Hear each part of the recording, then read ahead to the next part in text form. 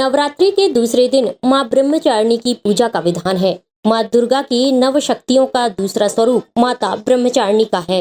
ब्रह्मचारिणी में ब्रह्मा का अर्थ होता है तपस्या और चारिणी का अर्थ आचरण से है, यानी देवी तप का आचरण करने वाली है। पौराणिक ग्रंथों के अनुसार ये हिमालय की पुत्री थी तथा नारद के उपदेश के बाद भगवान शिव को पति के रूप में पाने के लिए इन्होंने कठोर तप किया, जिस कारण से इनका नाम तपश्चारिणी अर्थात ब्रह्मचारिणी पड़ा। माँ का यह रूप काफी शांत और मोहक है। माना जाता है कि जो भक्त माँ के इस रूप की पूजा करता है उसकी हर मनोकामना पूरी होती है। आइए जगत गुरु डॉक्टर स्वामी बाल गोविंदाचार्य जी महाराज से जानते हैं कि माँ ब्रह्मचारिणी का पूजन, मंत्र जाप, श्रोत पाठ आदि किस प्रकार से करना चाहिए।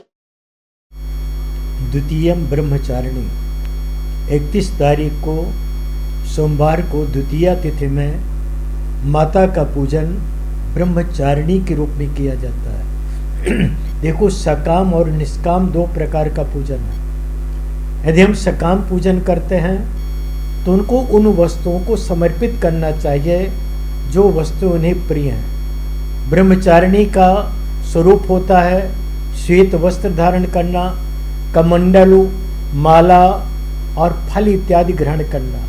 ब्रह्मचारी जिस प्रकार का जीवन जीता है, ब्रह्मचारिणी के रूप में माता का पूजन करना चाहिए।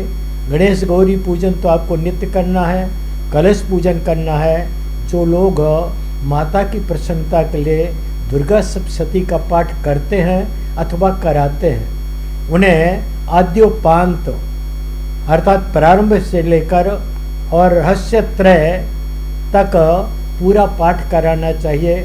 कुंजिका स्तोत्र पाठ कराना चाहिए।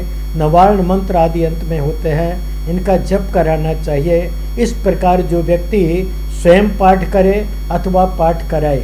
दूसरी बात, कई पाठ करने वाले लोग एक अध्याय या 2 अध्याय रोज पाठ करते हैं, 9 दिनों में पूरा कर लेते हैं। यह उचित नहीं है। इनमें अध्यायों का विभाजन नहीं है, इसमें चरित्रों का विभाजन है।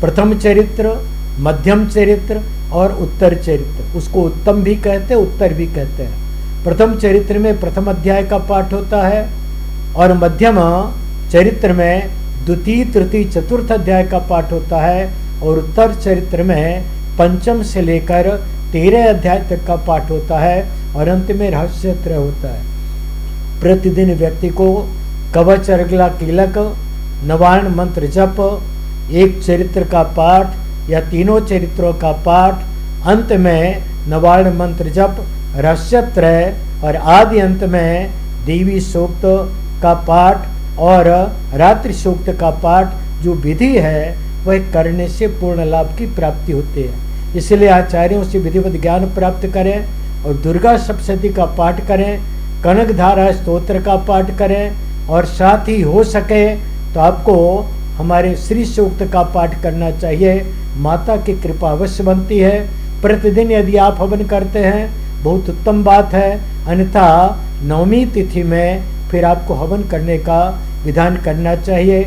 इस प्रकार प्रतिदिन कन्याओं के पूजन का विधान है। प्रथम दिवस में 2 वर्ष की कन्या, द्वितीय दिवस में 3 वर्ष की कन्या, अर्थात 2 वर्ष से लेकर 10 वर्ष तक की कन्याओं के पूजन का विधान। आप प्रतिदिन 9 कन्याओं का पूजन करें, 3 कन्याओं का पूजन करें अथवा एक एक क्रमशः कन्याओं का पूजन करें।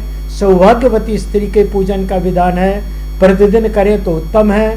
अन्यथा आप अंतिम दिवस में अष्टमी तिथि या नवमी तिथि में सौभाग्यवती स्त्री का पूजन माता के रूप में मानकर करें, अवश्य आपको सफलता मिलेगी। SK news live, Jabalpur.